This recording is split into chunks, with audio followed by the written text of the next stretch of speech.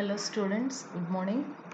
So the next topic here is chi-square test. This is the symbol of chi-square test. Already we have seen the hypothesis testing for testing the proportions which you have taken from one population and two populations. So the hypothesis test of 1 and 2 samples using normal distribution and t distribution we have seen till now. Now that is, we used one sample test to determine whether the mean or the mean or proportion are significantly different from the hypothesized value, and in two sample tests we have used to determine whether there is any significant difference between the two means. That is, in a null hypothesis you have assumed mu1 equal to mu2. So in two population we have seen that there is any significance difference between the hypothesized values of means and also the proportions. So till this the hypothesis testing we have seen.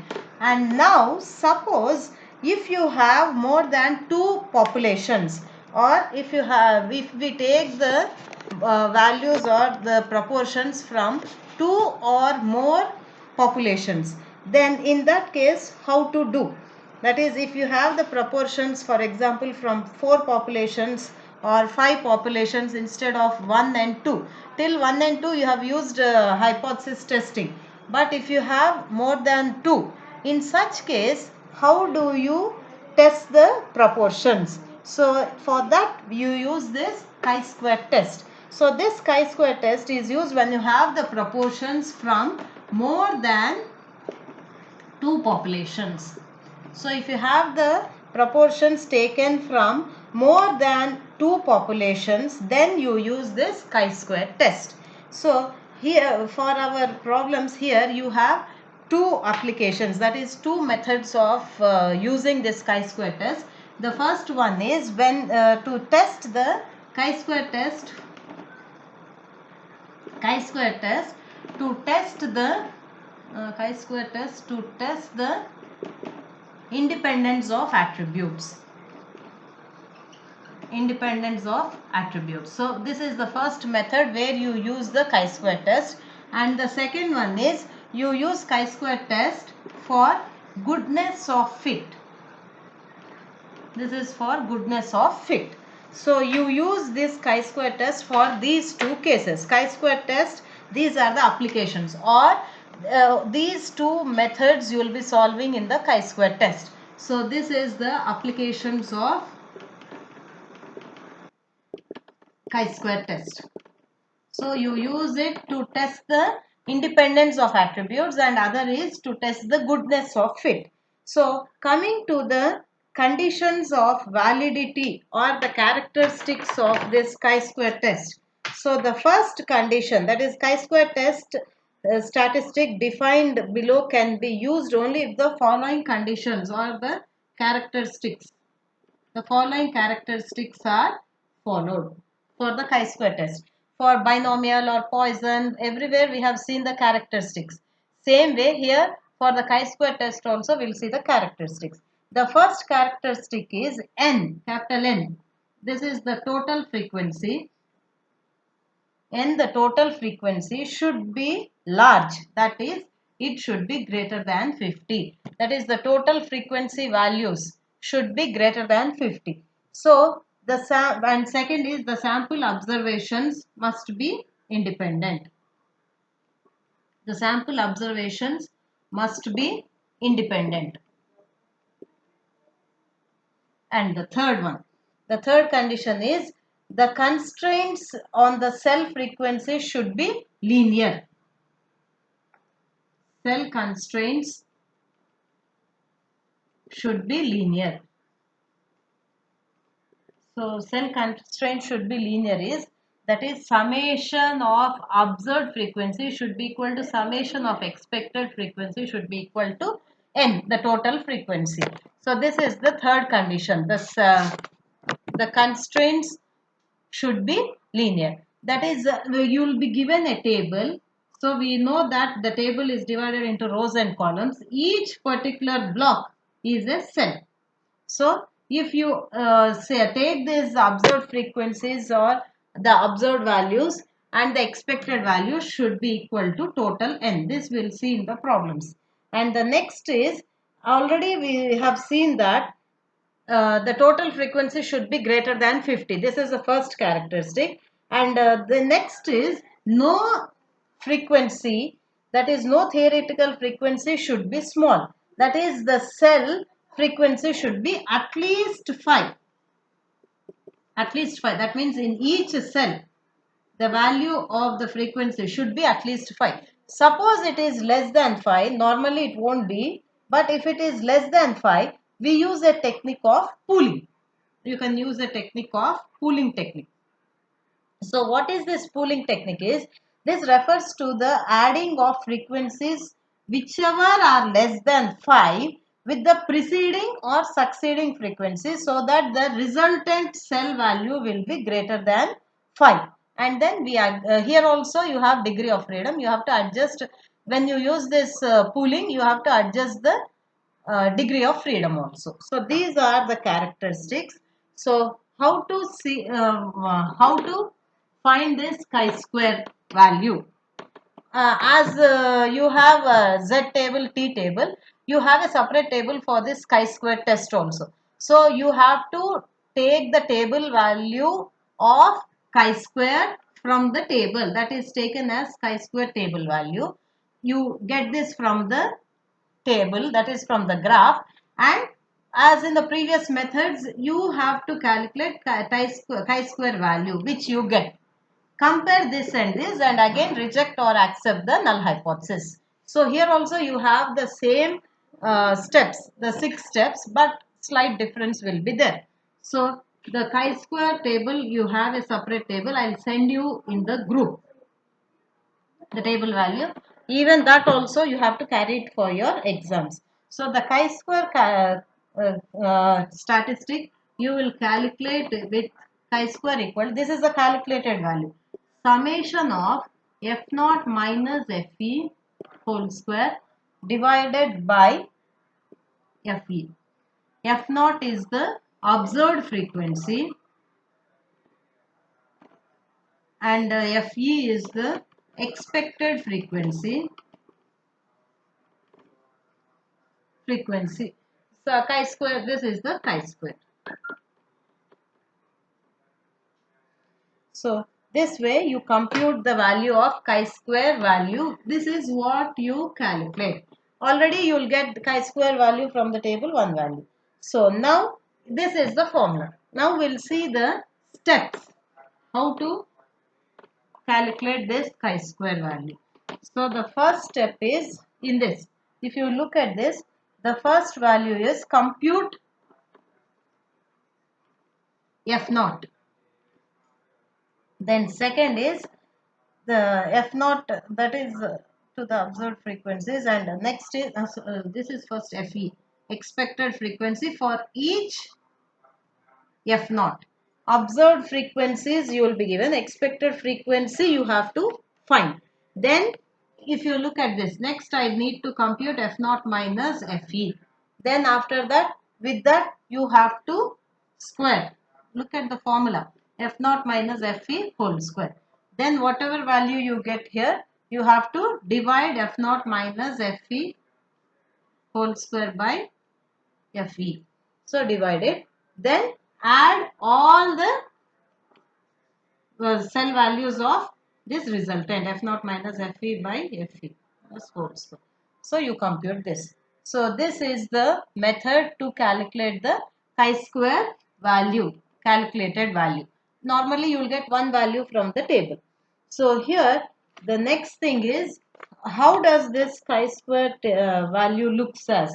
So this chi-square that is graph, it will be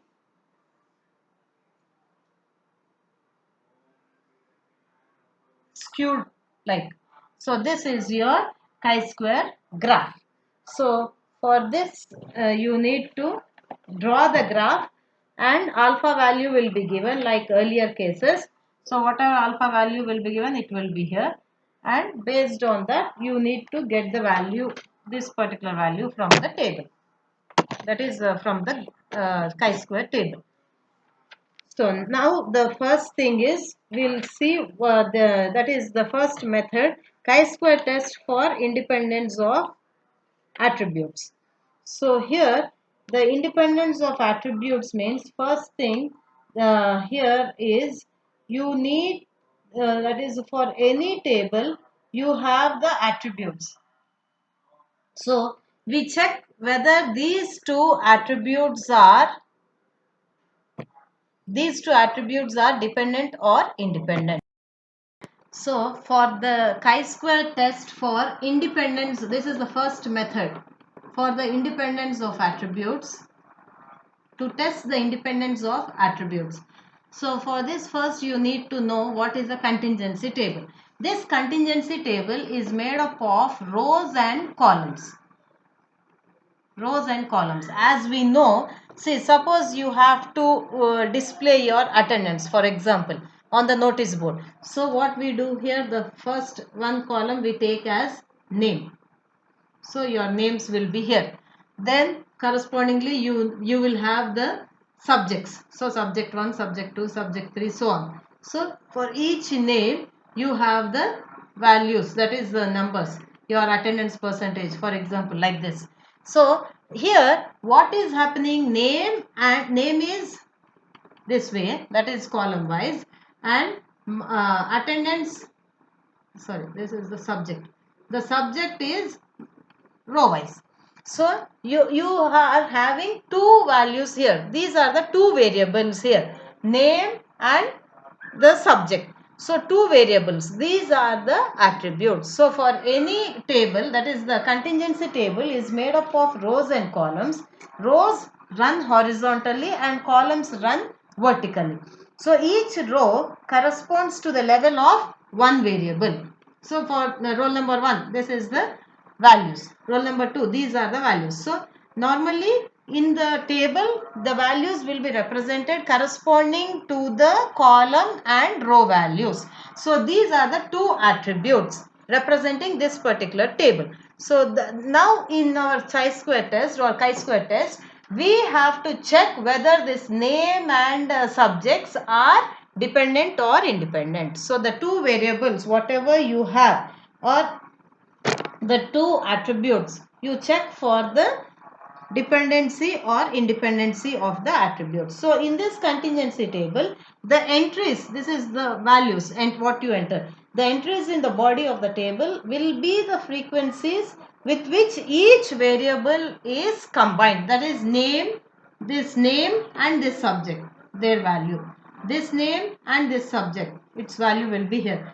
This is roll number, for example, or name. So for example, this is John. John in first subject, what is his attendance? So this values will be represented in a table, what you call it as contingency table. So in our independence of attributes, the chi-square test for independence of attributes, you will be checking whether these two variables will be dependent or independent. And the first step what you need to have is null hypothesis. So here the null hypothesis is always, in the independence of attributes method, the null hypothesis is always that the attributes are independent of each other. The attributes are independent of each other. So normally if you have name and subject, so you will say the two attributes name and subject are independent of each other. So this is the first step. And in the second step here, you will be writing that is normally alternate hypothesis will say attributes are dependent. Attributes are dependent on each other. And next, the third thing is, you need to find expected frequencies.